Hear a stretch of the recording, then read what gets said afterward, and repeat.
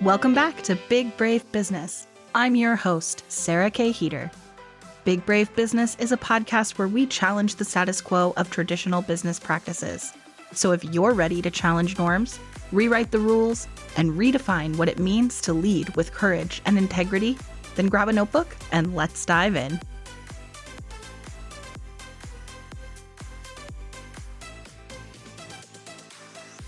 Welcome back to Big Brave Business. This is going to be a fun conversation today because, well, it might be depressing. I don't know.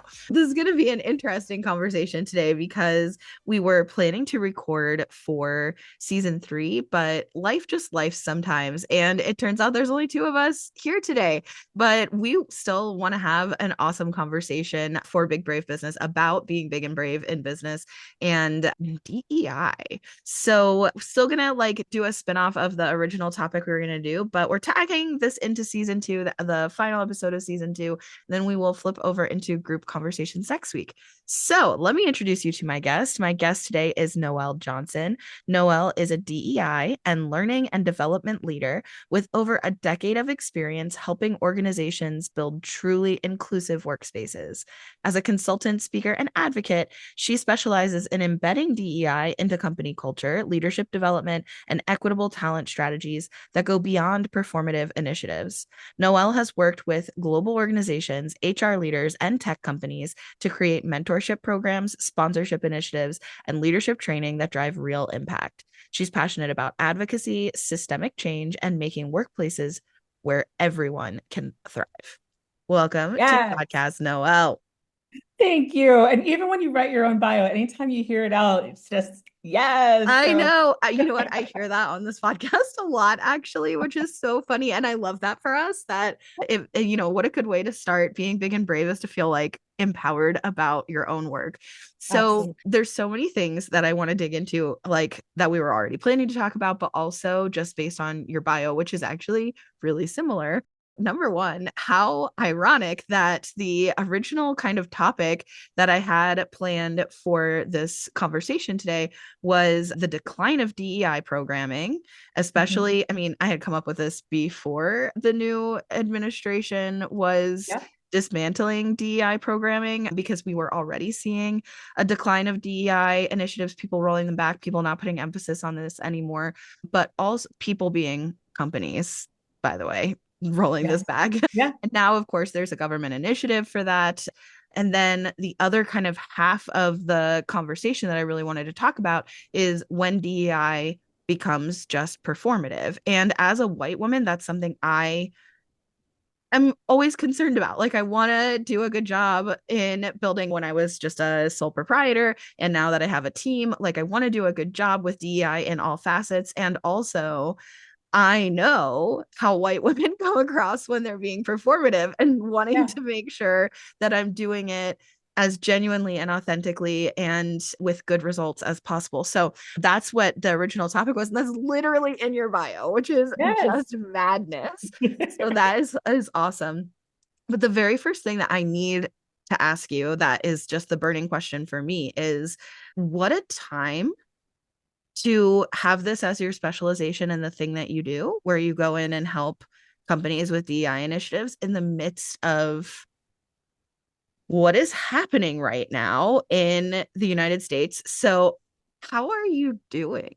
Oh, I'm bad, girl. So it's tough. It's a tough time to be in DEI. I've been in DEI for a long time, about 10 years, but specifically where DEI was in my title, it's been about 5 years. Okay. So it is really challenging seeing what's going on, and I needed to take some time for myself. But I was working a full-time position as a DEI learning and development leader, and I got laid off from that job in November. And then my contracts that I had focused on DEI with working with clients, those had dried up. Or one in particular, I was so excited for it, came just when I needed it. And then while I'm working on a project, I get a call that says, hey, just want to let you know the Department of Labor says that you need to stop everything right now. So I can't have you work on this project anymore, in the middle of working on it. And I had to crash out. I had to lose it a little bit, but then I also needed to take some time and find hope wherever I could find it. So getting my community together, spending time on group chats. I just started reading romantasy, fantasy movie, video books. That's never been for me before. Now eating it up, eating it up, eating it up. So I think it's just it's challenging, but I find hope where it belongs, and I'm excited to see what happens from here. I do feel like a lot of romantasy includes like a badass female protagonist who's like taking down the system and dismantling fascist like dictatorship Yeah. of some kind. So I could see how that would be a particularly good genre for Yes. I'm the like, wait a minute. I was like, are they talking about a court of rose and thorns? Like they're talking about classism? I'm like, yes, let's go. For the feminists? Okay, let's go. So I think that it's some of it is a little bit performative, but it's just being able to get yourself out of your own body for a second and imagine these worlds where women are doing okay. I just kind of Yeah. needed to get like a little bit of that.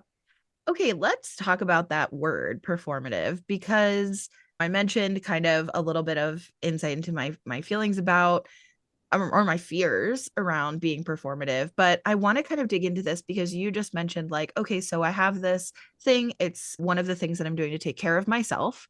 Mhm. It's a habit that could be seen as a little bit performative. So can we just kind of dissect the term performative of like what I mean, is it always a bad thing? And like what is the difference? Like what's the opposite of performative? And what I mean, how do you know which one Yeah, you're being? that's a really great question. I feel like when it comes to well, let's break down what performative is. Performative is really just to show an action that says, I am just the best ally that's ever been an ally, or I'm somebody who really gets it. You don't even know. And it's kind of this sense of virtue signaling of everybody seeing it's me. I'm one of the good guys, right? So that comes across, people can read it pretty easily of I don't really feel like this person Yeah. totally gets it, but it's enough. But is it always bad? No, I mean, like sometimes it could be harmful when I can tell that behind it all, there's actually the intention isn't actually to do good.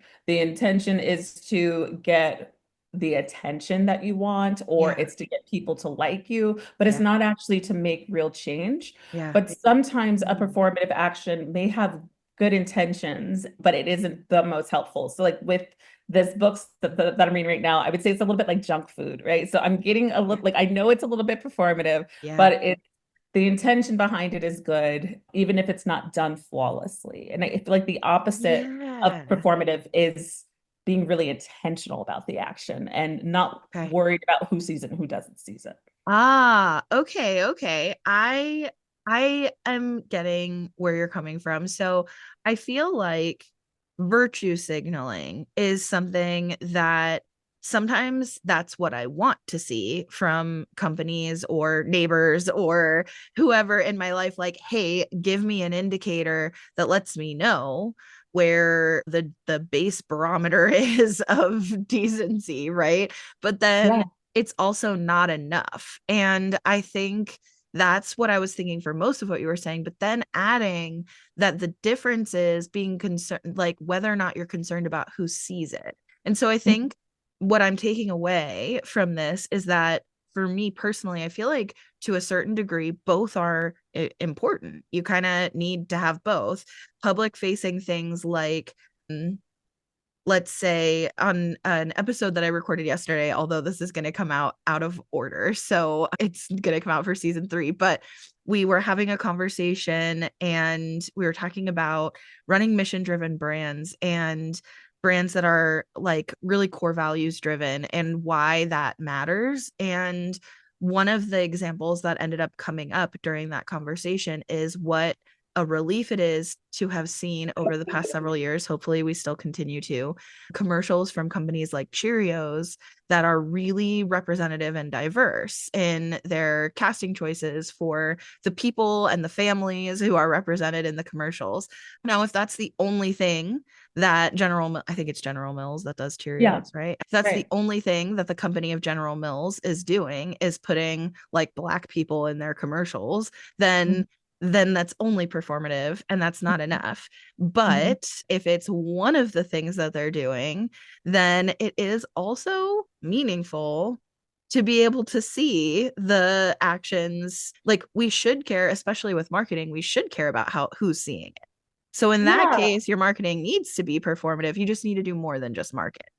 I'll say it this way. At the end of the day, you need to not be worried whether or not it's performative. Performative, when I'm thinking of it, is I hope everybody sees what I'm doing and thinks that I'm a good person. I hope everyone sees this action and thinks this company is a good person or is a good company, but I actually don't care. So that's like a bit of like what performative is to me. But when you're a business and you're looking to take an action that's values driven, you can't be worried if it comes across as performative at all because your clients or your customers, they're the ones that are able to pick apart this company or this leader, they're just doing this for views. They don't actually care versus I can tell that they do. And at the beginning, it may just come across as I don't know if this is performative or not, but you have to continue to do the work because it's what people start to feel and see that you're willing to stand up for values regardless of what the risk is. Because we've seen companies take these massive risks with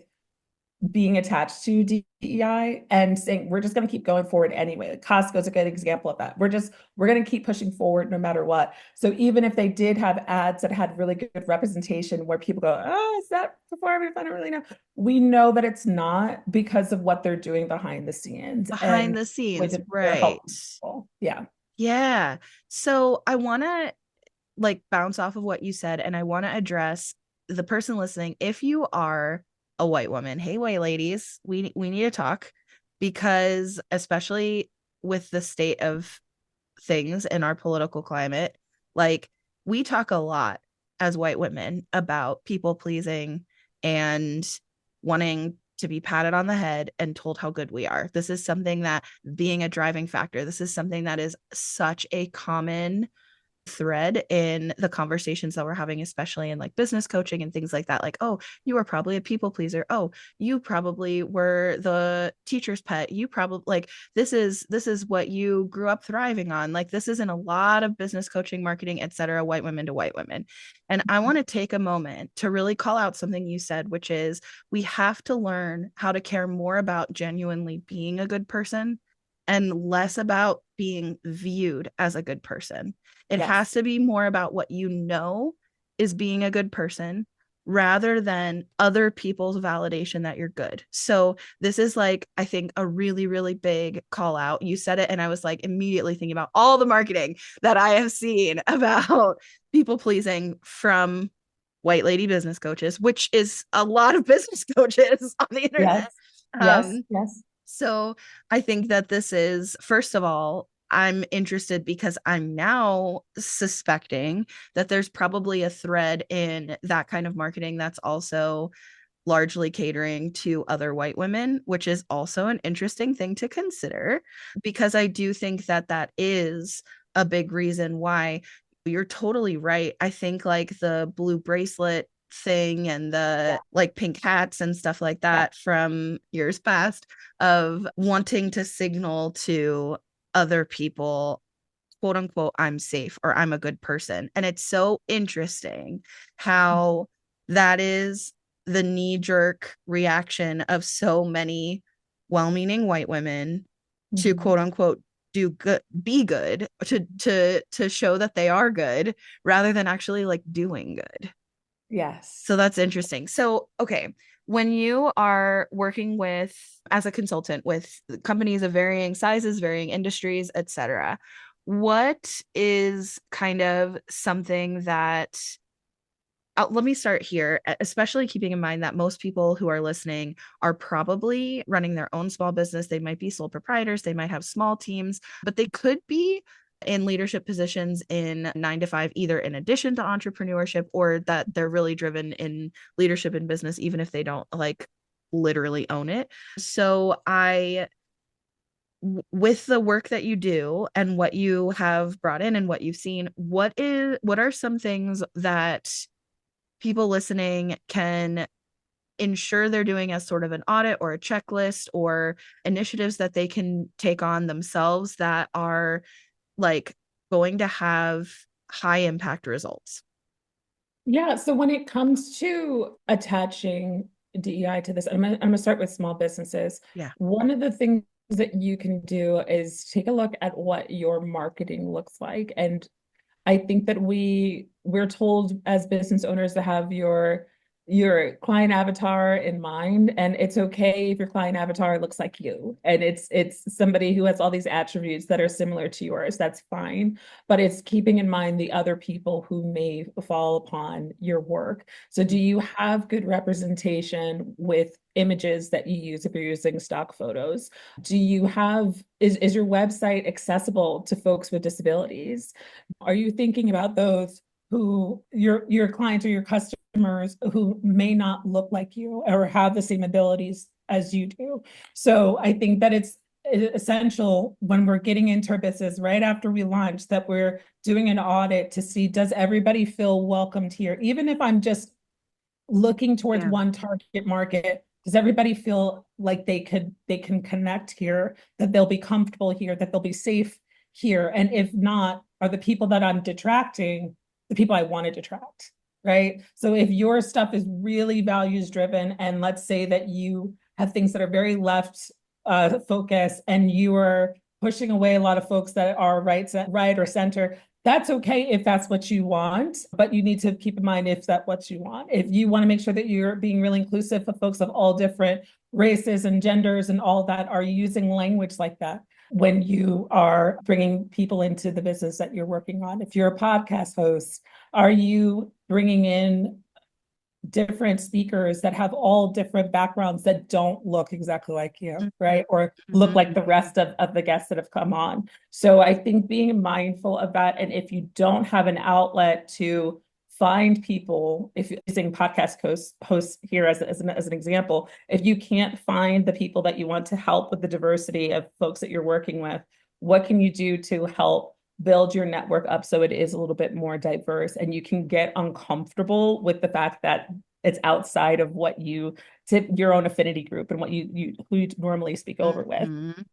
So on a larger business perspective, I'm always thinking of inclusive hiring. How do we can Yeah, make that's what I was people thinking. safe? How do I make people feel like they can be included on any team? Am I seeing that folks of certain demographics aren't moving up in the company? So I was just talking to a client yesterday and they noticed that the majority of the diversity at their company, specifically Black people, were all in entry-level roles. And it's been that way for a long time. So they did have good diversity, but they were seeing it in one level. So it's really about that audit and then taking next steps for where you see gaps.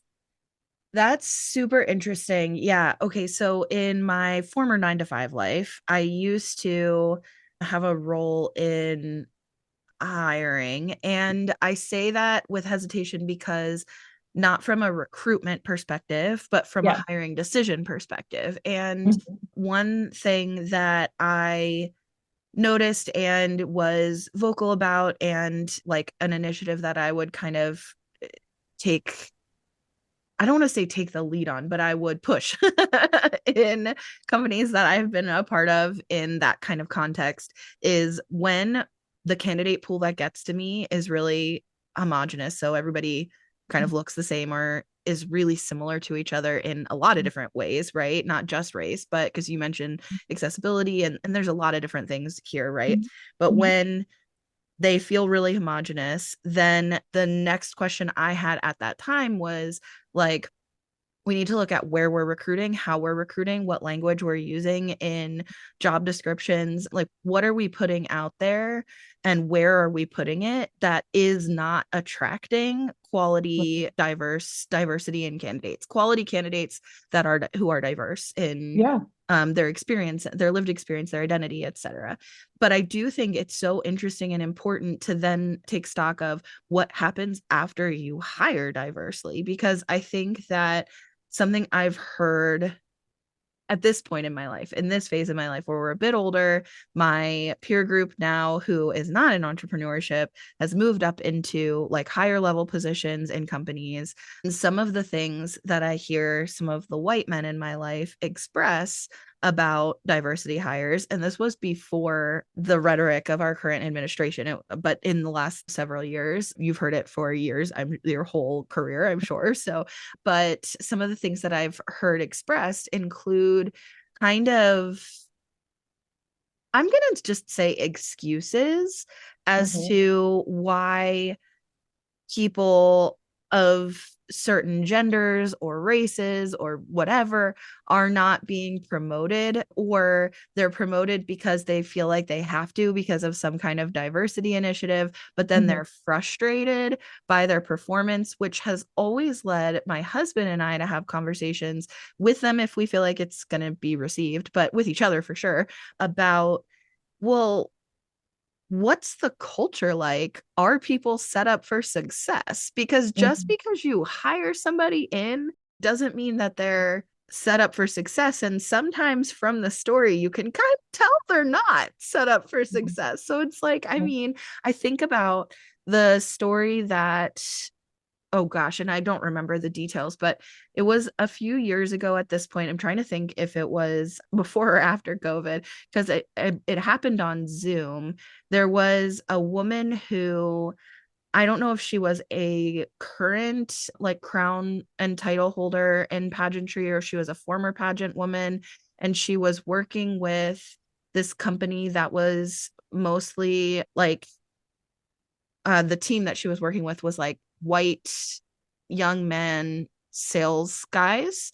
One of them had accidentally sent a really inappropriate message about her to the group chat rather than to just his other colleague. And the apology that was issued at the time was about the fact that he sent it in the wrong chat, not about the fact that the comment was being made. So I think about things like that. And it's like, if that's the culture that someone's being brought into, if that's what the culture is that exists, then there are people who are just not going to be set up for success in that team Yeah. environment. And that's a hard thing. So when you come into a company, because whether they had, like at the time, not anymore, a government grant for DEI work, or somebody was pushing this initiative, and hopefully maybe because somebody somewhere in leadership actually believes that it's important and wants to make it a priority. If that's kind of what's rooted in the company, what the heck do you do? How do you look people in the face and say, like, do better?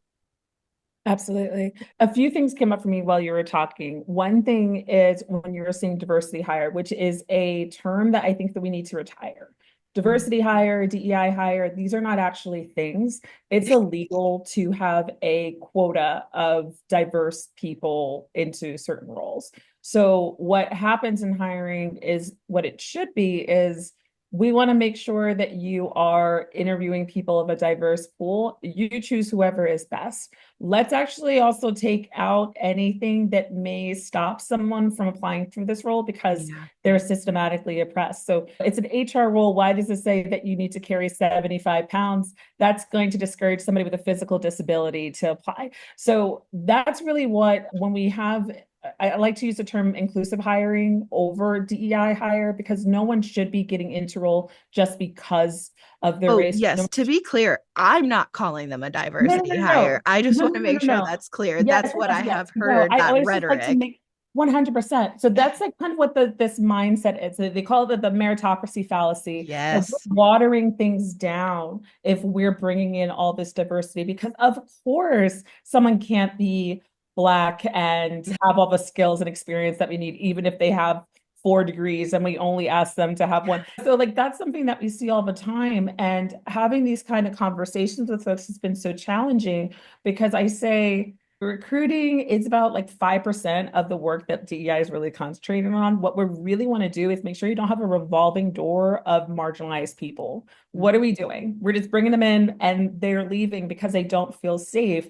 So Yeah, it's letting people know, hey, did you know that Black people and Latinos are much more likely to have harsher performance reviews than their counterparts that aren't?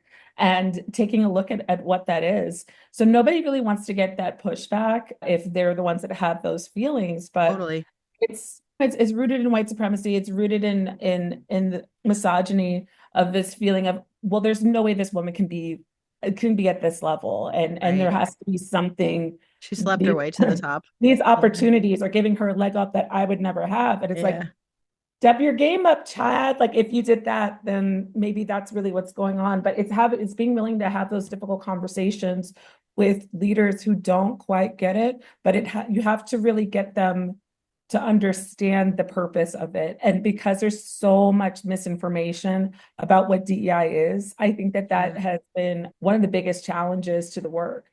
I think that's super interesting because, like I said, I was kind of a banner carrier for what are our recruiting practices. And now I have done so many more conversations. First of all, three coming up on the third season of Big Brave Business Conversations. But even prior to this, I'm doing and being in the position of building my own business. And I think that that is a big part of it for me is that now, if especially when I was a sole proprietor, I'm the only one making decisions. I'm in charge of what this is going to be. I'm in charge of what this is going to look like. As I start hiring and expanding my team, then it's like, okay, like what do I want this to look like? How do I build culture among my team? How do I ensure that we have core values that are laid out for branding and we're putting that into marketing, but how do we also put that into practice in every single layer of decision making that's happening when I'm the primary decision maker, right? That makes you kind of Right. have some light bulb moments that you don't necessarily have in a 9 to 5 like corporate job because the decisions aren't really yours to make. So it's I think easier to question everything when you become an entrepreneur. And I think helping kind of exercise that muscle for anybody, no matter what your employment status is, for interrogating the institutions that we're a Mhm. part of, right? And I know for me, like such a big feeling, and I think most people who would listen to this podcast is that in entrepreneurship for building my own business, I don't want to build the things that I didn't want to be a part of. And like the reason I don't have a corporate 9 to 5 is well, there's a lot of reasons. So like then I don't want to just build the same thing, right? Especially with bringing in a team because you don't want to also ask other people to work for you in a capacity that you wouldn't do. Like the whole reason you started Mhm. this is because you wanted it to be different. So then how can you ask other people to come do the same thing for you? So I think for Mhm. me, there's a lot of questioning and exercises in institutional interrogation in there. And that's where like Big Brave Business really even came from is Mhm. we have to constantly be assessing and questioning how can we do this better? And I think that it sounds like that's a lot of what you're trying to help people do Yeah. in the work that you do as well. So I love that. Mhm.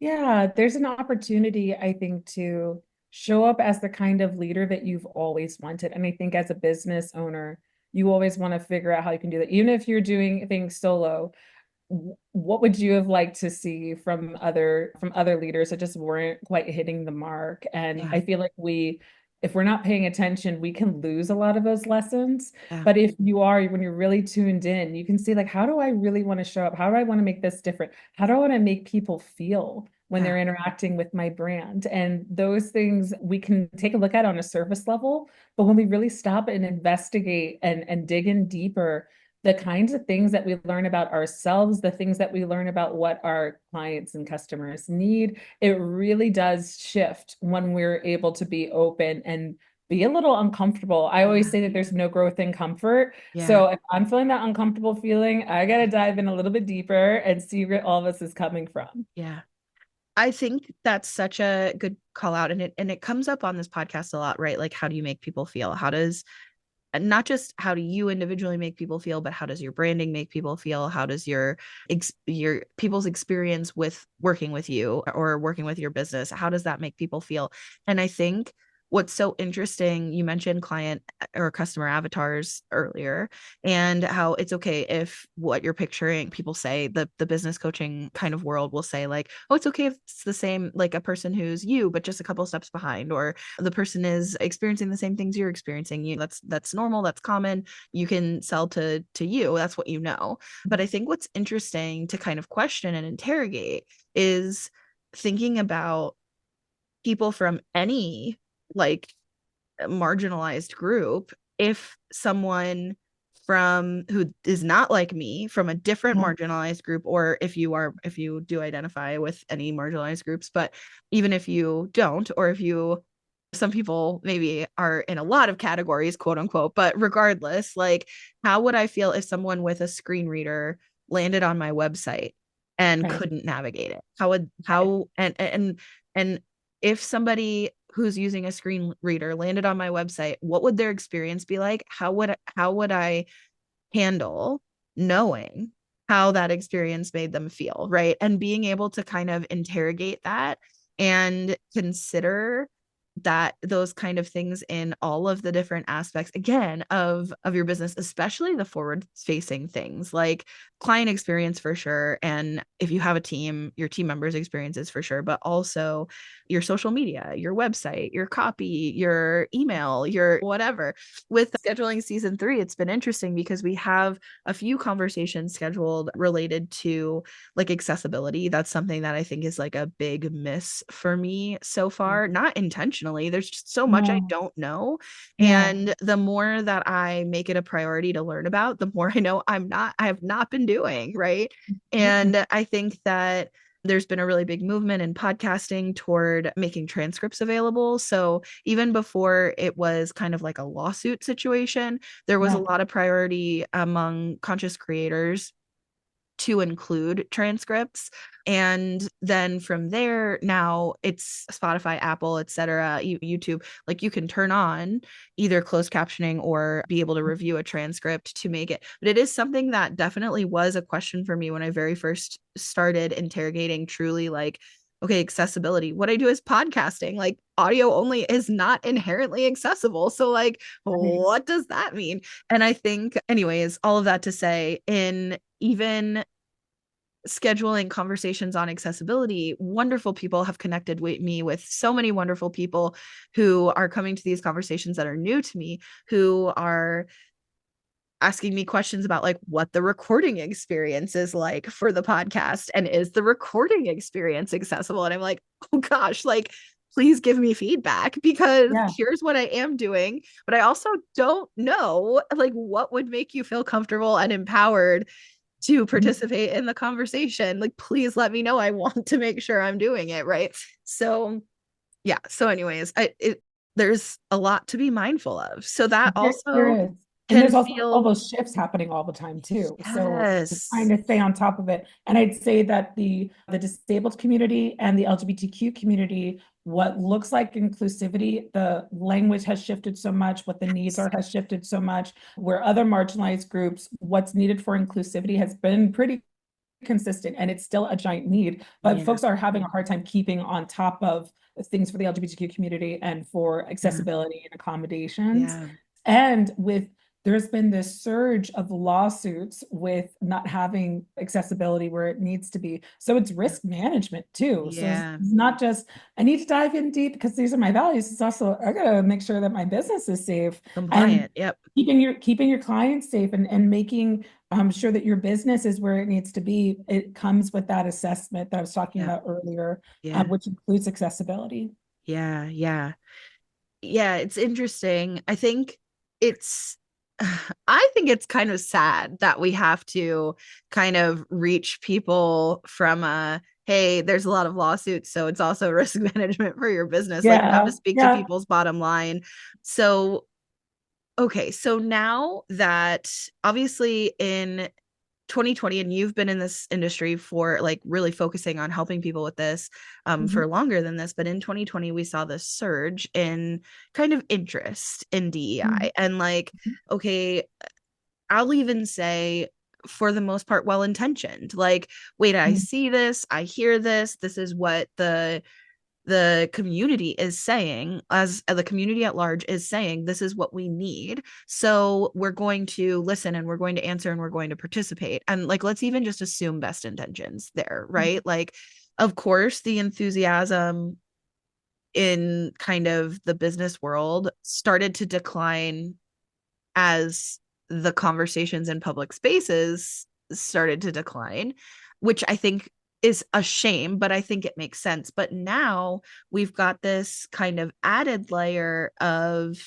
there were government grants and stuff available for certain companies or organizations, even like nonprofits or NGOs who specifically serve communities. Like that's their whole role, that's their whole mission. But anybody who's using what they're calling kind of coded language that could be related to DEI at all, that they want to go in and cancel grant opportunities or contract opportunities, etc.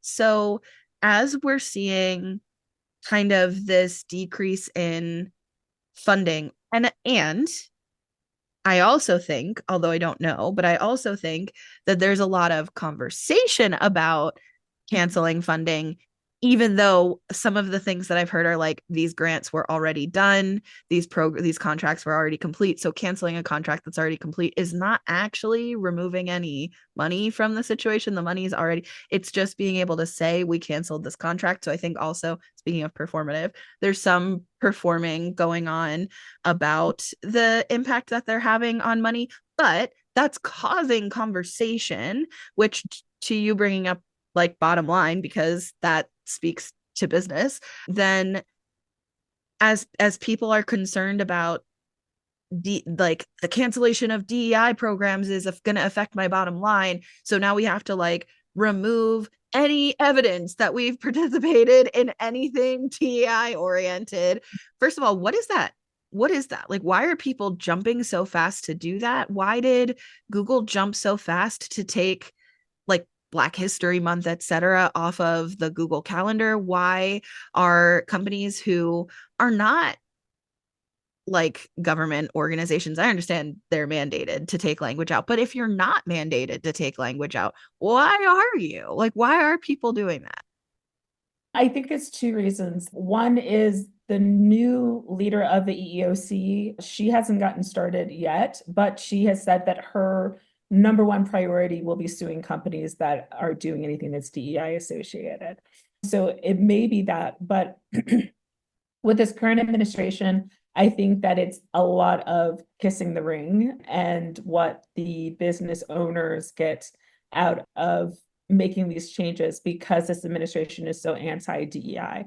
And I would say that they're really only looking at things that seem to center race, specifically Black people. There and we're seeing some things with veterans, we're seeing some things with women. LGBTQ for sure.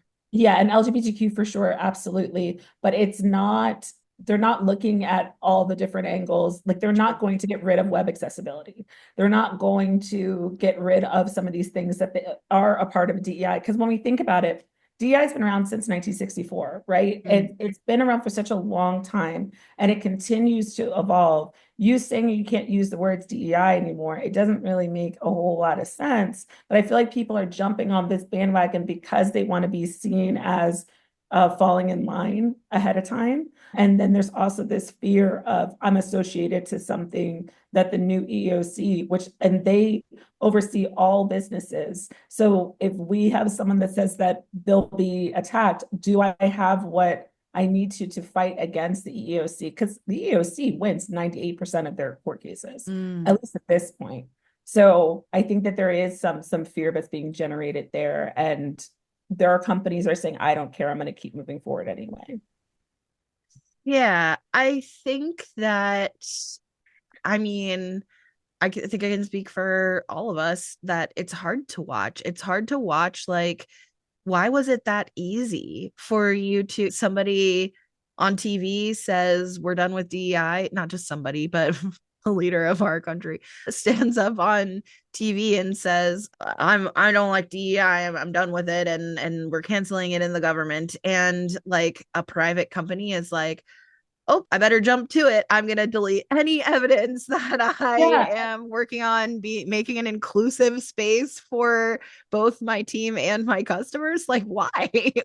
What I the? feel like also like to them, it's like it's a relief. Like, oh gosh, I don't have to talk about LGBTQ stuff anymore. Oh, I don't have to do all this stuff for That's my sad. Latino.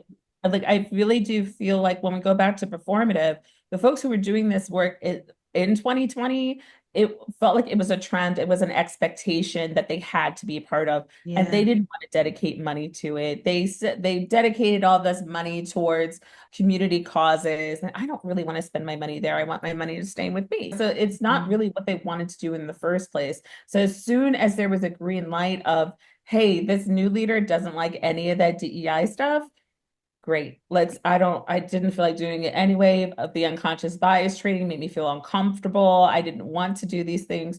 So we can see that there. So I don't think that it's totally fears driven. I think a lot of it is that commitment wasn't truly there. They Yeah. just did the permission to say that they didn't want to be invested in the first place. That's really sad. And that kind of shows us how little progress we really were able to make then in Mhm. the amount of time that we had their attention on the issue. Because I think that if it was really successful and we had a lot of representation in decision making positions, Mhm. then there wouldn't be relief in removing those things. So Yeah.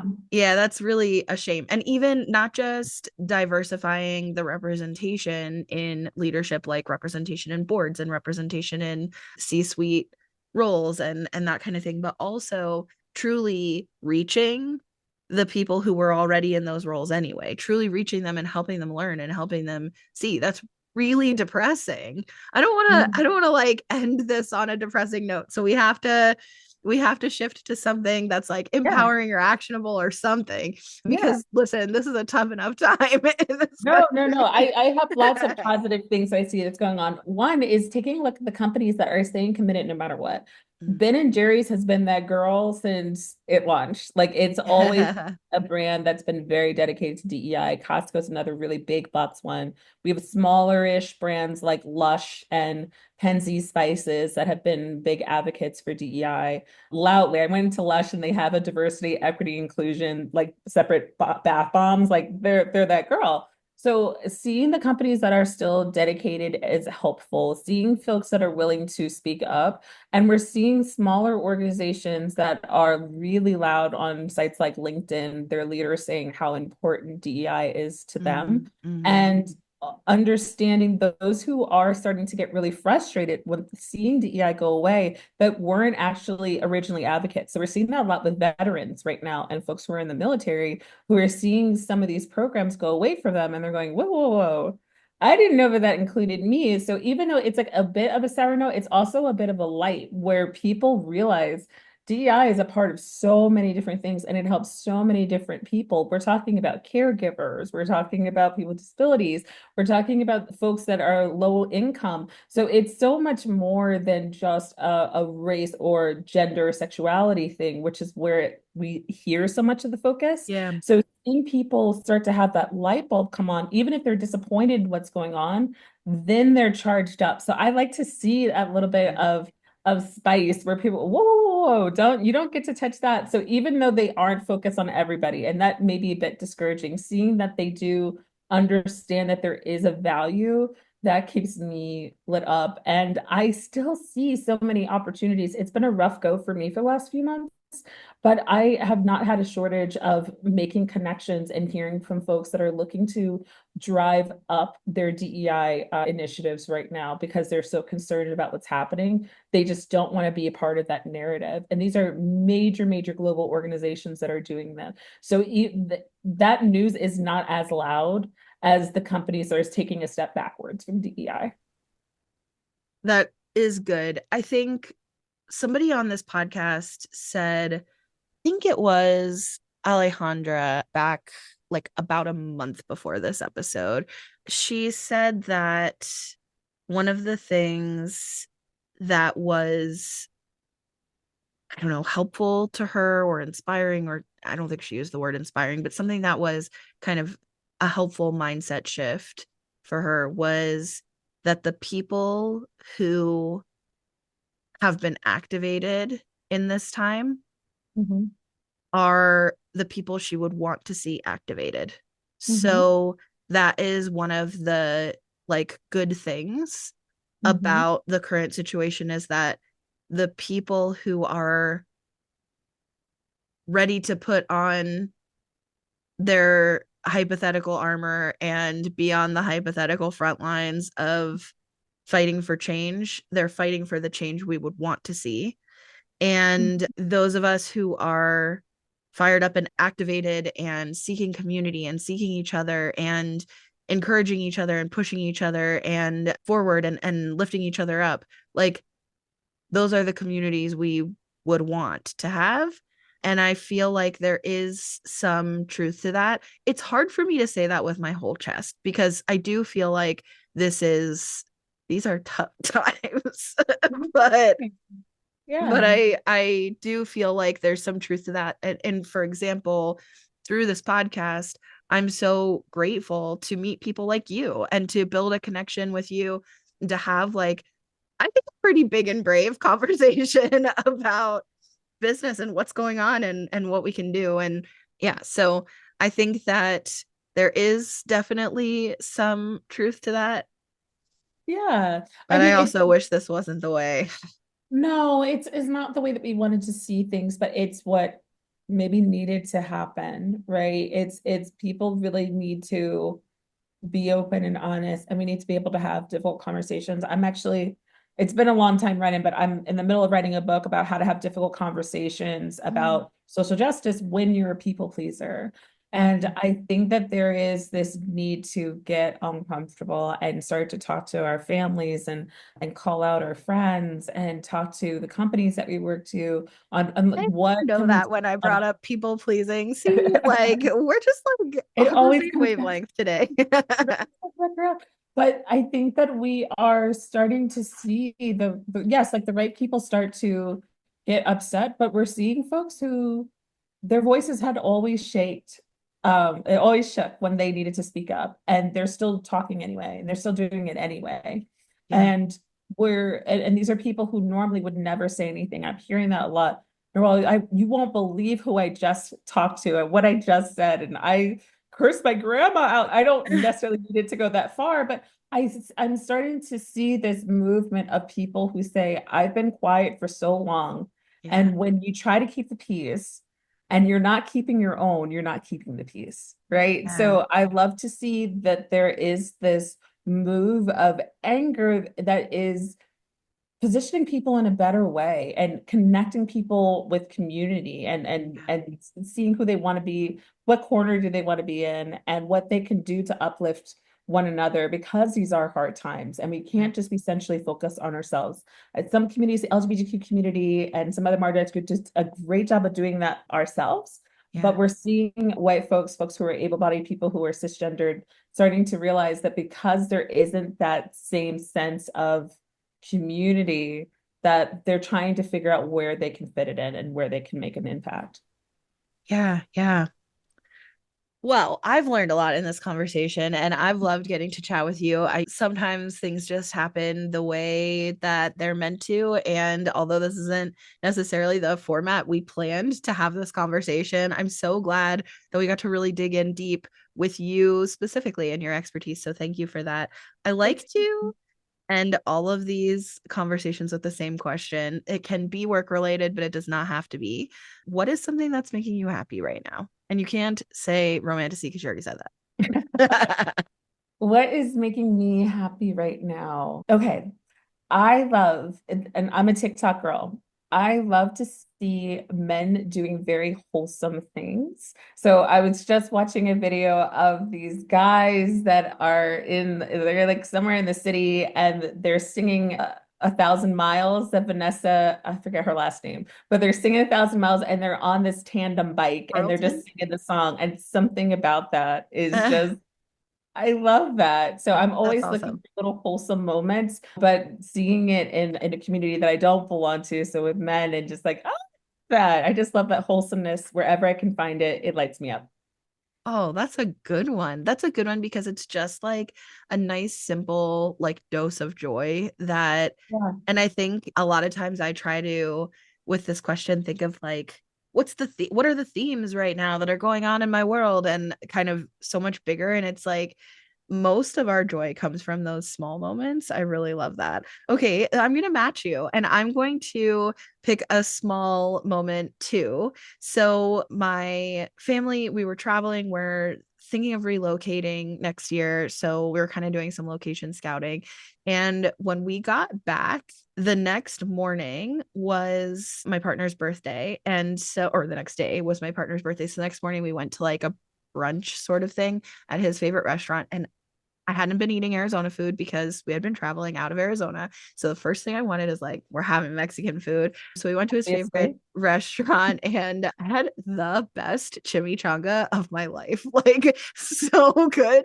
I'm still thinking about it. Literally, we left the restaurant and I was like, I could eat that again for dinner. Like, it was so great. I love visiting Arizona for the food alone. I used to go all the time, and there would be somebody that I'd be friends with, like, hey, my grandma's making tamales. Excellent. Tray to me. I'm not sharing them. Sorry. I love the food. It hits different than other places where you get Mexican food. I completely agree. And I've been living here for like more than half my life now. So I do feel very spoiled by it. It is my favorite food. I love it so much. And that is the biggest downside to moving out of Arizona is like, I mean, Mexican food is like a huge part of my personality. What am I going to eat? I'm going to have to, like, I mean, I like other food. Listen, I love food, but Me too. I, Same. it's like one Same. of my Food great tourist over pleasures in here. life is enjoying really good food. But like, I'm gonna have to experiment and find a new kind of hyper obsession for food because You will soldier on. It's gonna yeah, be all right. yeah. Okay, so I mean, that chimichanga, that's what's bringing me joy. And I can't wait to have another one. I have to I have to pace it out because we can't be eating that every day. But anyways, Yeah. okay. So thank you so much for your time. I really appreciate this. Thanks for having I would love to have you back on in season 3 for real. We have so many more conversations planned, and I candidly am just like so excited about the lineup of topics and the incredible people who are coming on like you and that I'm getting introduced to through so and so and so and so and people tagging other people and that's how we found each other, and I'm just so glad to get to connect with you, and thank you for being here, and to you listening, thank you for being here. And we'd love to hear what you think, what you're focused on, how you're feeling right now. Our information and links are going to be in the description, so you'll be able to connect with Noelle, with me. Please tell us what your reactions are as you're listening, the kind of things that come up for you. We would love to hear that, and we'll see you next week.